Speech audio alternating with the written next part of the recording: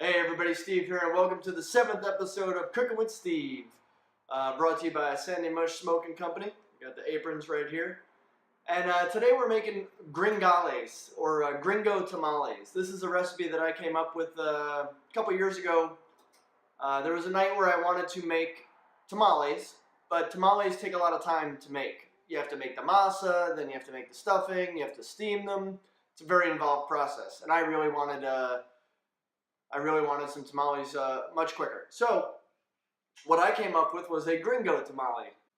And so what I mean by a Gringo tamale is actually, instead of having the steamed masa with the filling inside, I decided to adapt a corn muffin, so typical Jiffy corn muffin mix, and make a stuffing.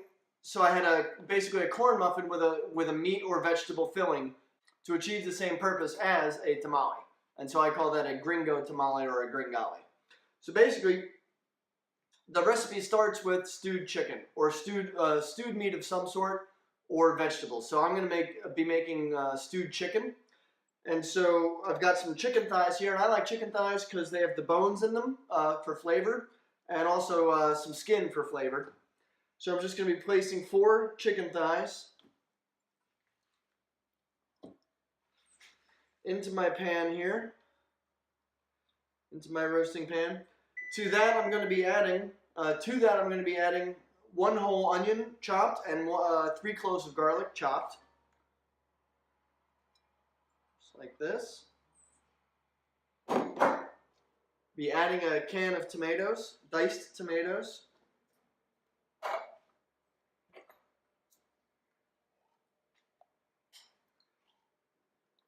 And half a can of tomato paste. Now, I'm also going to be adding here 2 tablespoons of the Panama Red spice blend here, the hash blend Panama Red, available at the Etsy store. And so, like I said, we're going to be doing about 2 tablespoons.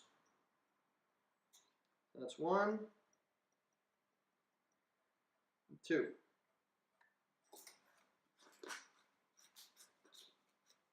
And 1/4 cup of olive oil.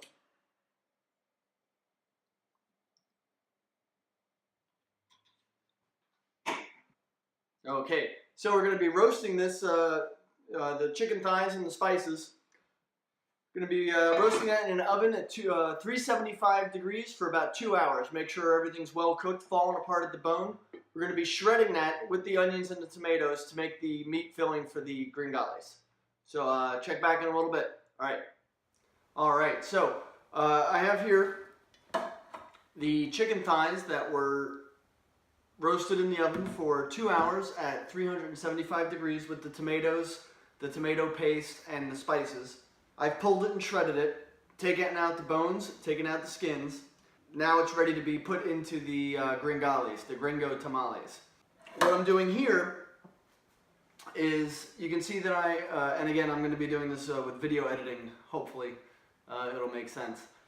So what I'm doing here is adding in a base in each of the cups of the batter, the corn muffin batter, letting that settle, spooning in some of the chicken filling here, and then covering it back up with more corn muffin mix.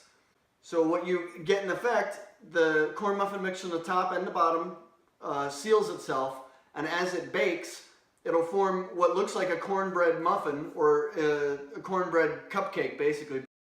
Okay, so you've seen how the muffins were made. The little bit of batter at the bottom, the filling, and then the batter on top. I also smoothed or smushed, technical term, smushed the batter up into the cup so it would form more of a cup shape to the batter, so the filling could sit down inside very nicely. Those cornbread muffin Gringales are now in the oven, 400 degrees, for about 20 minutes. While that's happening, I'm going to make the frosting. The frosting is going to be a half and half mixture of cream cheese and goat cheese.